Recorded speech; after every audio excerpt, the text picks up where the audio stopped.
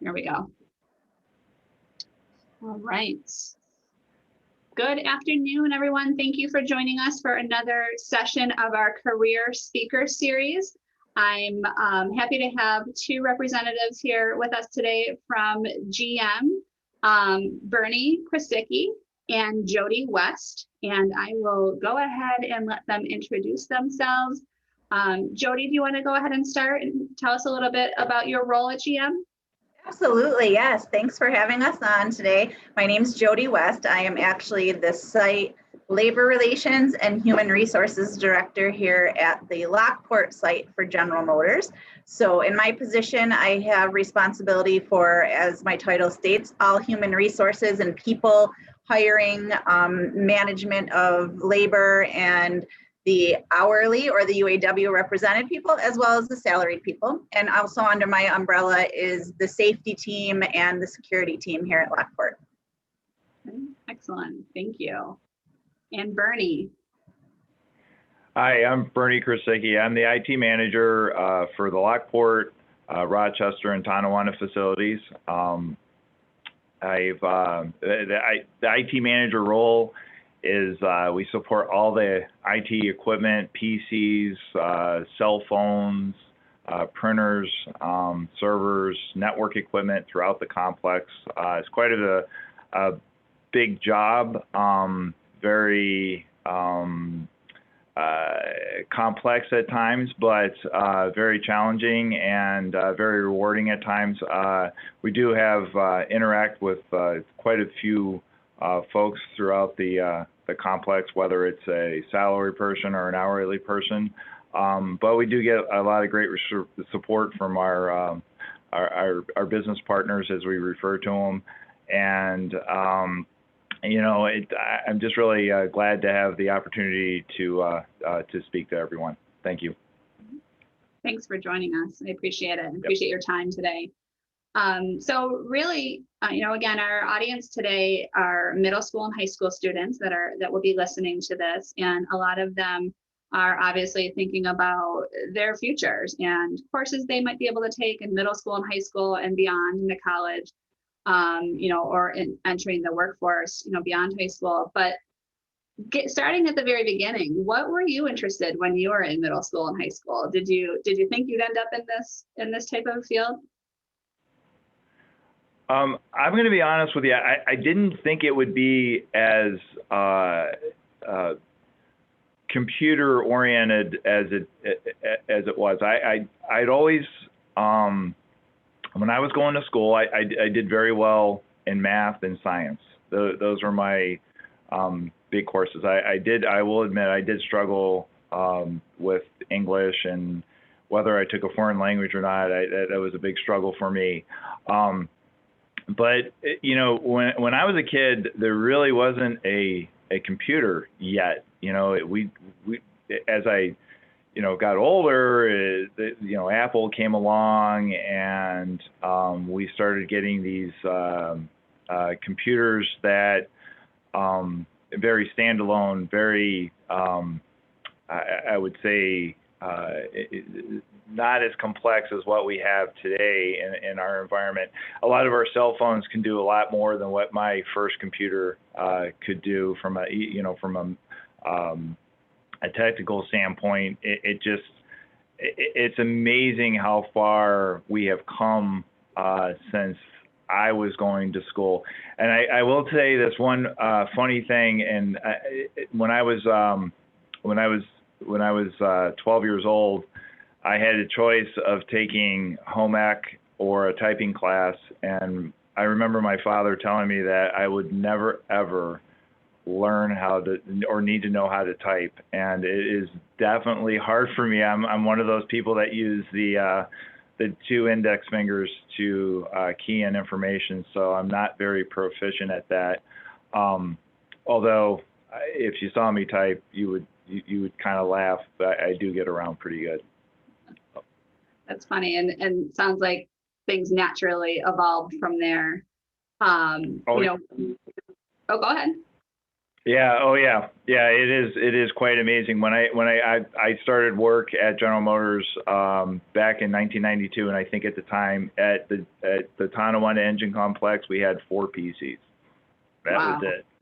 And now I would say every single one of our salary folks have a PC. Some of them have multiple PCs depending on their job. So. Right.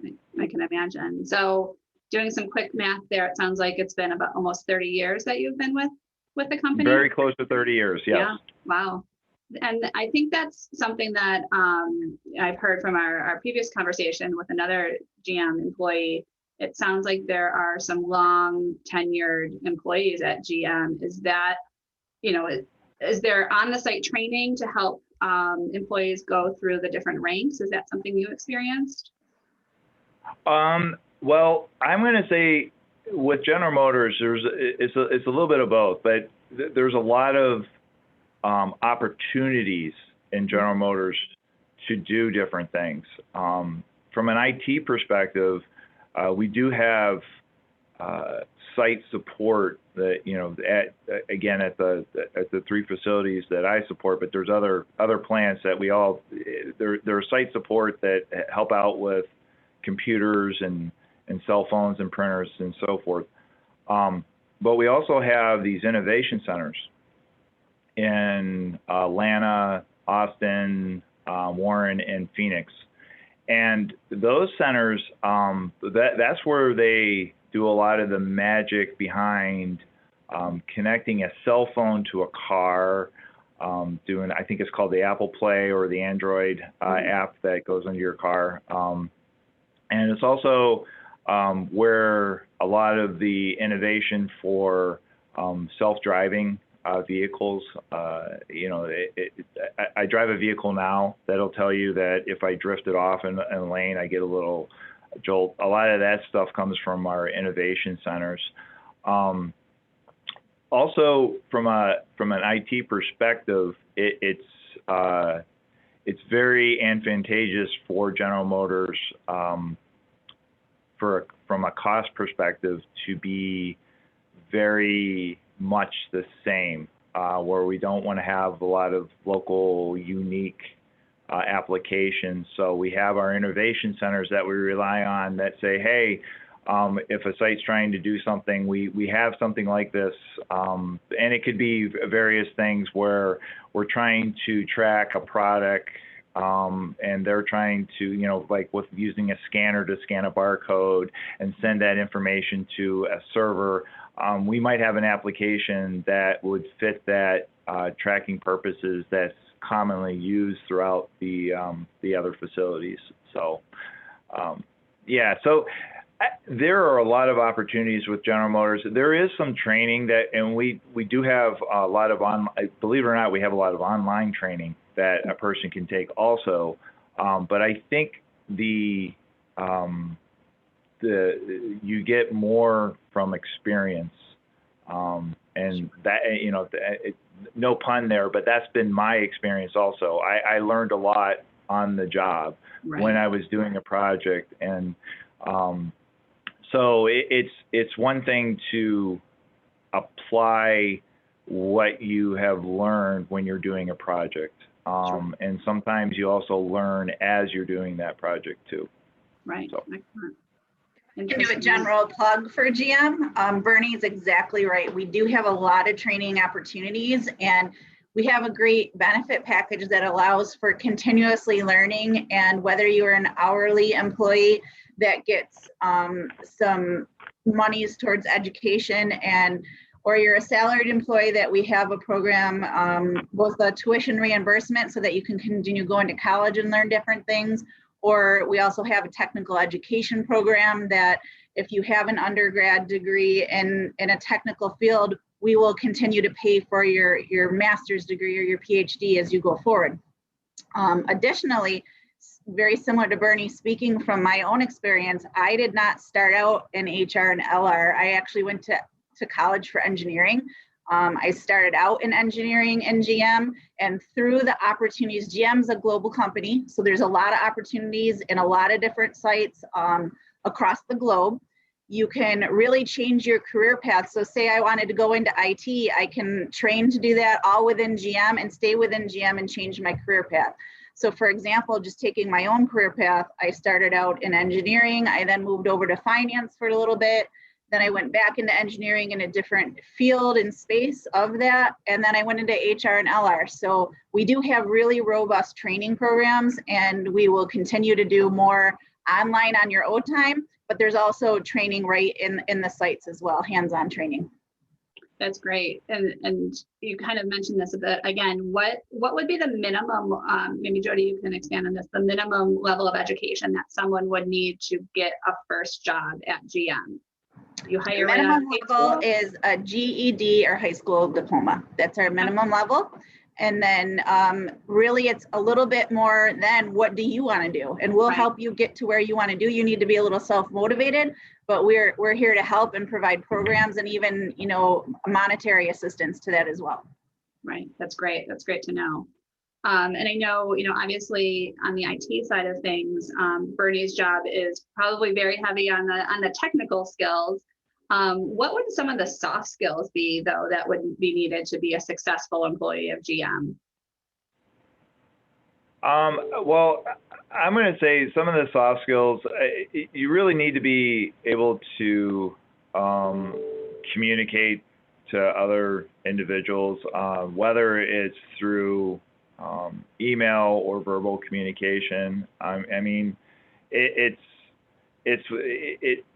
from an IT perspective, we always get caught with, you know, we can speak a little what we call geeky, meaning that we're speaking very technically about an issue, and we just sometimes have to take a step back and explain it more in layman terms. And that's, I'm going to just say that is very challenging at times, because we are so trained on talking to other IT individuals that understand exactly what we're talking about, and then when we go talk to somebody else that is not does not have an IT background, it's you get a little bit of a deer in the headlight look, and you're trying to say, okay, let's take a step back and try to explain it a different way.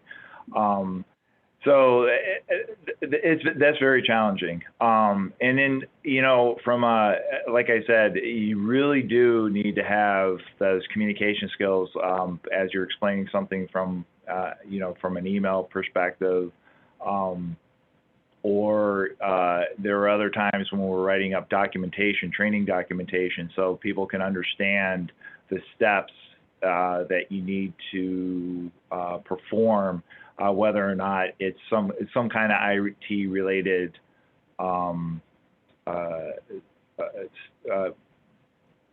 system, like for an example, like if you're upgrading your computer, what steps do you need to perform to upgrade those computers?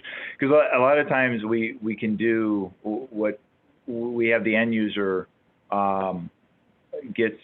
has to interact with their PC to perform certain upgrades, whether it's a complete going from like Windows 7 to a Windows 10 upgrade, or maybe it's just as simple as, hey, we have to put the security patch onto your PC.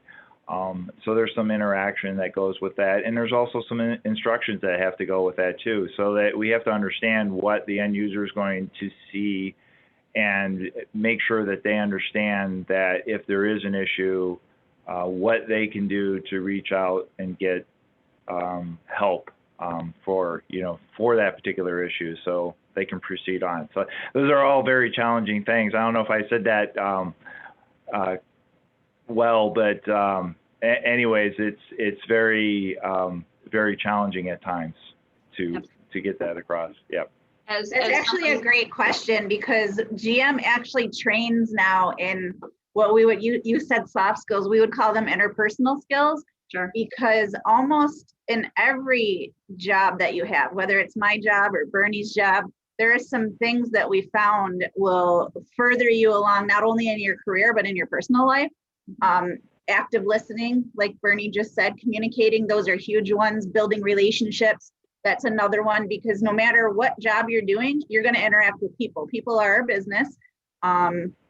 Sometimes you're going to interact with very frustrated people, as Bernie can attest to, when they're having a problem with some of their software or their hardware. People can become very frustrated, and actively listening to what their problem is and trying to weed through that frustration to what the root cause is and how you can fix it is sometimes difficult. And we actually will train people on how to do this, because sometimes it's a skill that's learned and not something that you're born with.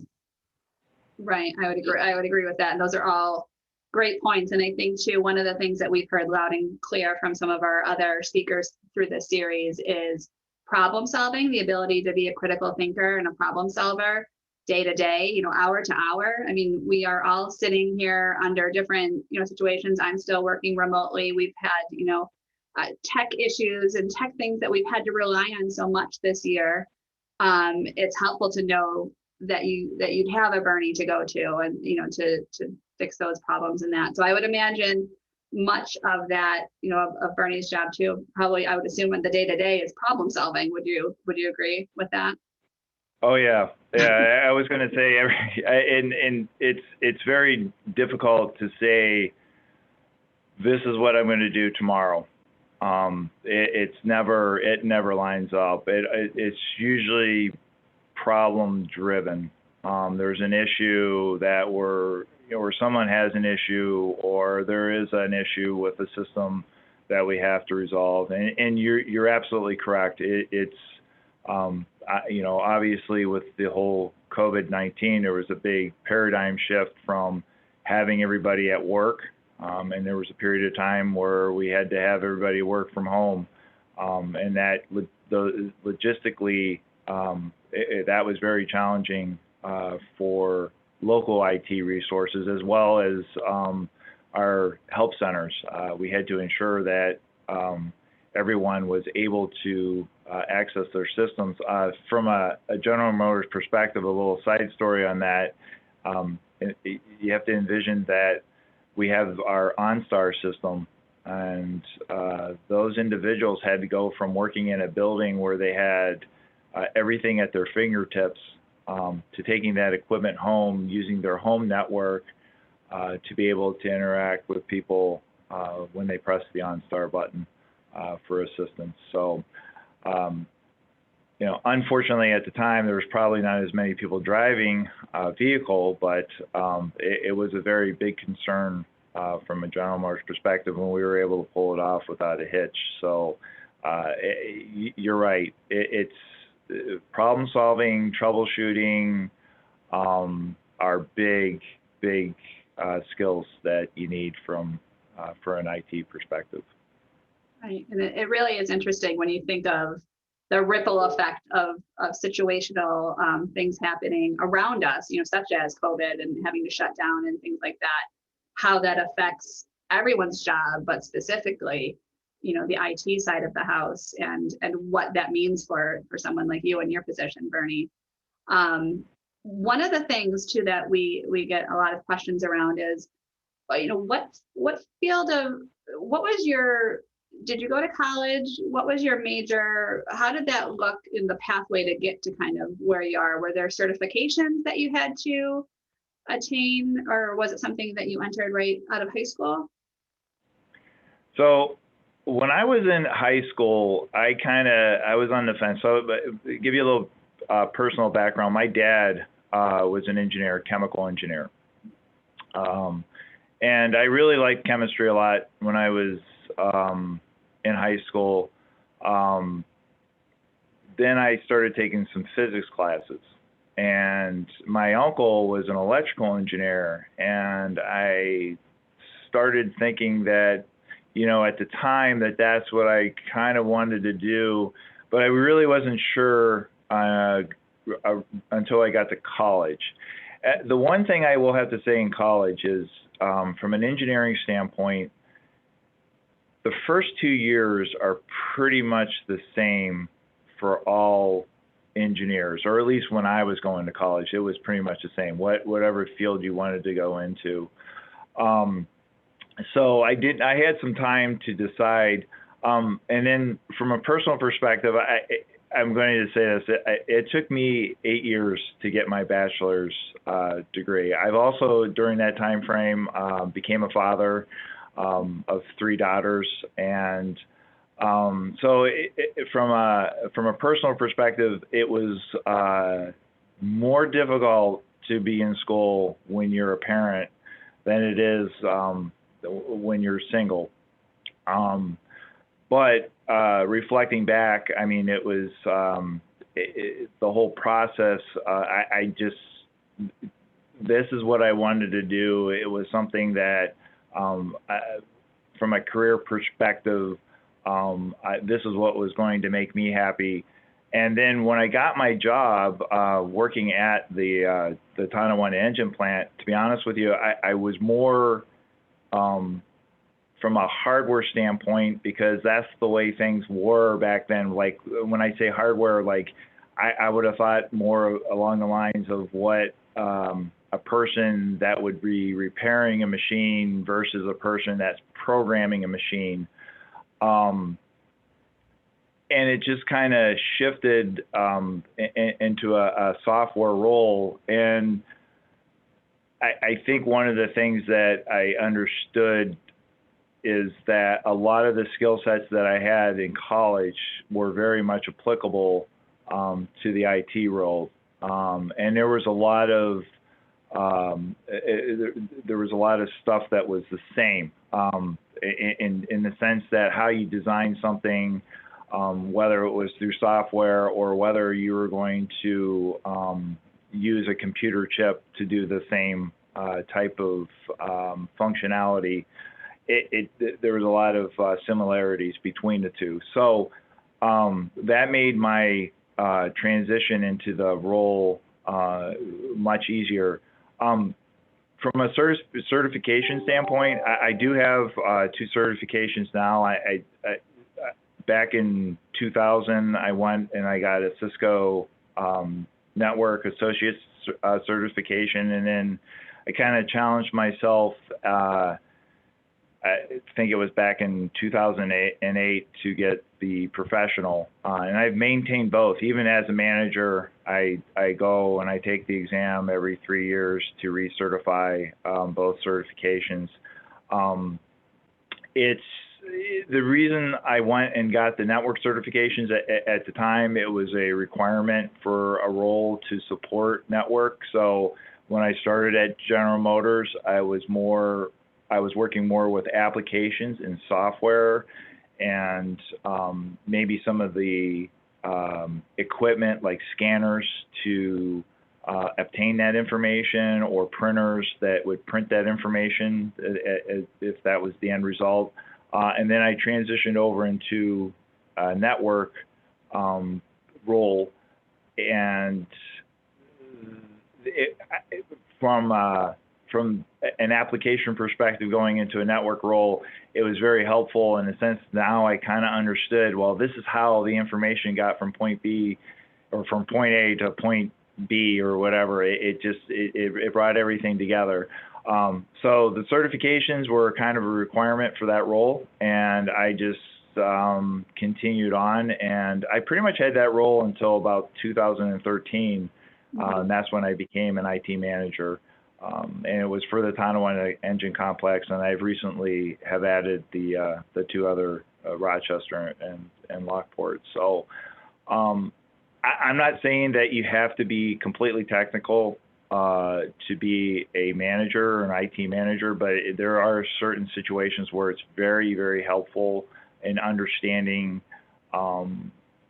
what is impacted on the floor, how you can get resources to help you, the troubleshooting that's involved with resolving those issues. So there's some advantages to it, but it's not completely necessary to be very, very technical. We have other IT managers that are more managers than technical, and they do their jobs very, very successfully. So. Gotcha. And I think, I'll put this to both of you, an open question to both of you, but what would you say is the best part of your job? And I'm going to give you the other side of it too. What's going to be the one part of your job that maybe you could do without? Usually people say paperwork when I ask that question, but what's your favorite part of your job? So I'm going to just say this right off the bat. I just had a team meeting right before this, so that's what I kind of like. I was talking to my Lockport team yesterday. I was talking to my Rochester team. So I sit at Tonawanda a lot, so I have an interaction with my Tonawanda resource.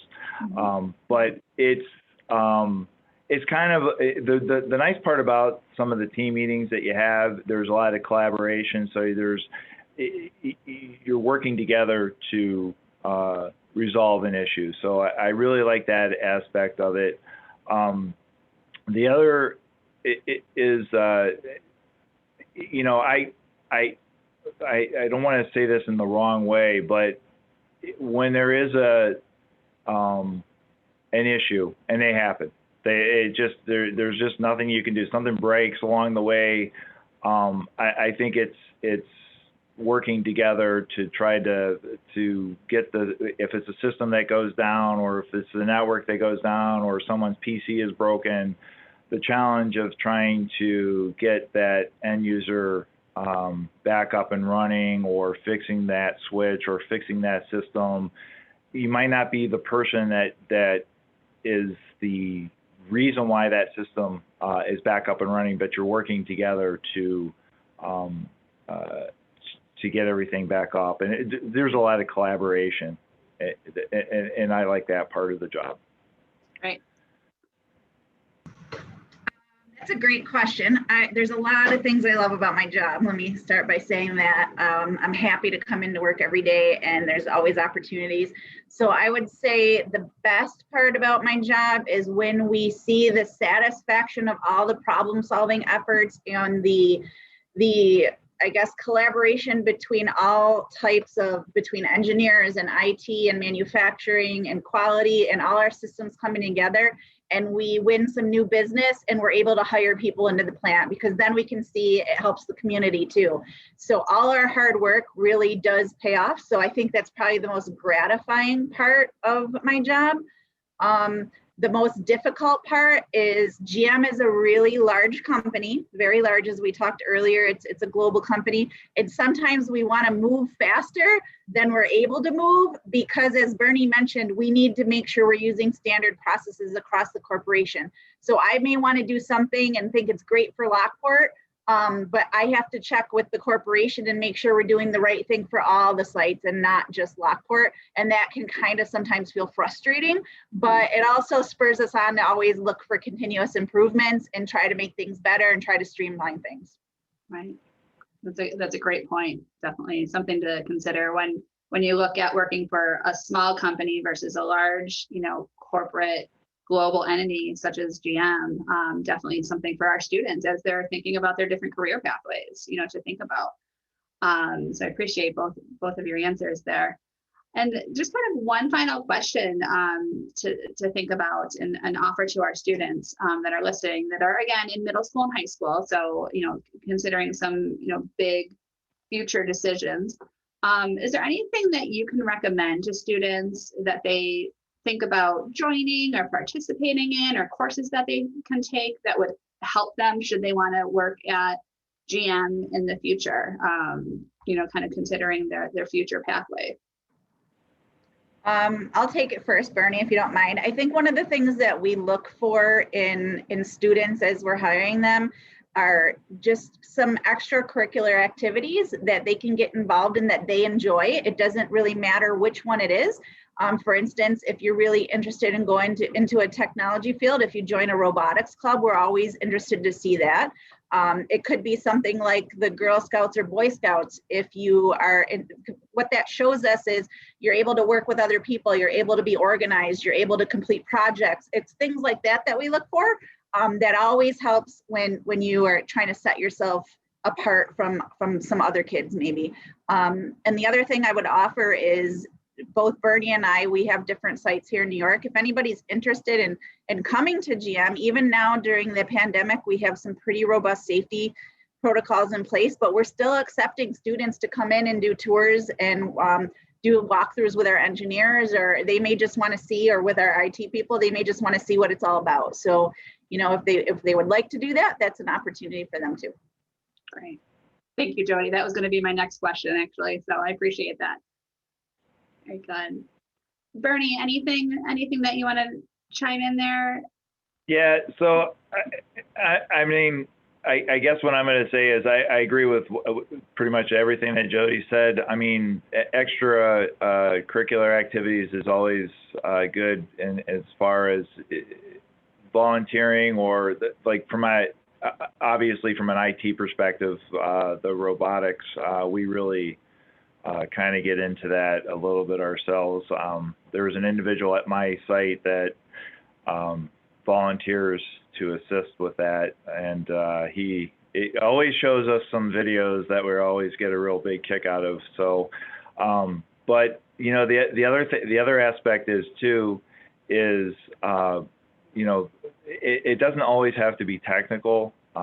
It can be other groups, activities like again, like the Girl Scouts, something where you're interacting with other individuals, because you're going to be doing that your entire career.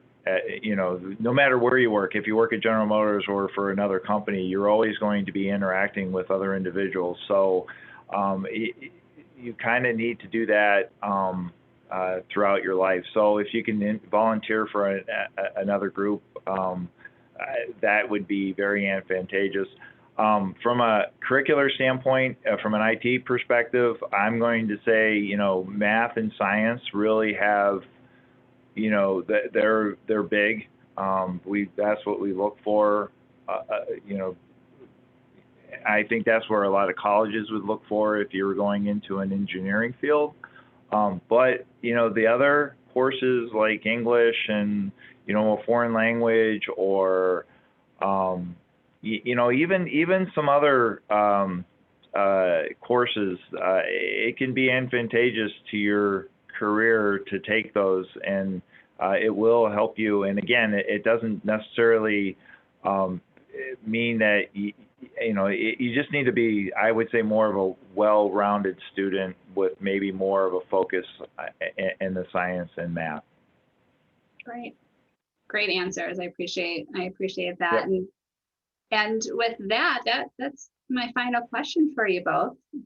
I appreciate your time, and I just wanted to again thank Jodi West and Bernie Krasicki from GM here in Western New York for your time today. We appreciate it, and we appreciate the continued support of GM. So thank you both for joining us. Thank you. Thank you very much. I'm glad to have been here. But thank you very much. Thank you.